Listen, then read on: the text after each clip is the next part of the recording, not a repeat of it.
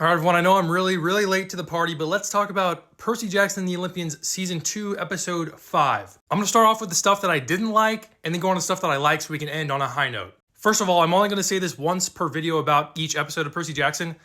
Why do you have to change so much stuff? Just what's the problem with keeping things mostly the same? I don't understand.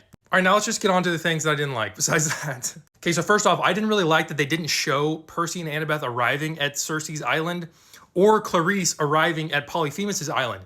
They both just appeared there. How did they get there? We have no clue. Like, how did Clarice get blown all the way to Polyphemus' island? Like, they were just at Scylla and Charybdis, which is the gate to the Sea of Monsters. How did she get blown all the way to Polyphemus' island from there?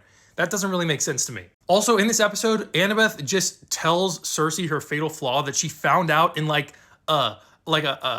what's the word? Like an analysis that she did when she first got to Cape Half-Blood. She found out her fatal flaw in that. Like what? What is that? Also, there's a line of dialogue that Annabeth gives in this episode, which is probably the cringiest line I've heard in the entire show thus far. So they're basically talking to Circe about whatever, and Annabeth is like, wait, I think I just realized who you are, when she's talking to Circe. She just says, I think I just realized who you are. I'm like, how is that a line of dialogue in the show?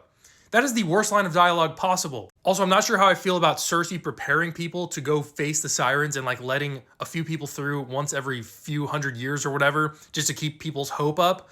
Like, I don't know about that story. That was completely made up, not in the book. All right, now let's get on to the good stuff. I'm tired of talking about bad stuff. There's a few more little things I can point out, but I won't do it. Okay, the good stuff. First of all, Percy's acting when he like found out his fatal flaw, and then like Walker Scobell's acting when he found out his fatal flaw and then went out into the hallway, and then he told Annabeth he'd burn it all down to save her.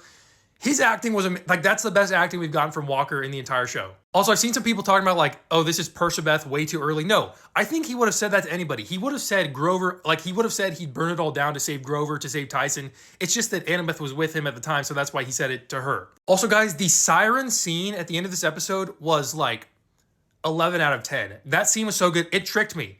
I thought Athena was there. I didn't realize that it was a vision. But first I was like, wait, how is Annabeth tricking the sirens instead of them tricking her? But then it turned out they were tricking her, and like it got me good. The siren scene was amazing. Like, it was different from the books, guys, but it was still so dang good. Also, the scenes that we got with Clarice and Grover on Polyphemus' island, obviously we didn't get those in the books, but they were really good in the show. Like, and Polyphemus not being stupid and like him actually having a plan, I kind of like that. So yeah, that's my quick review of the episode. Get in the comment section, let me know what you thought about the episode. I would give it like a 9 out of 10 if I had to rate it. I think it was a really solid episode.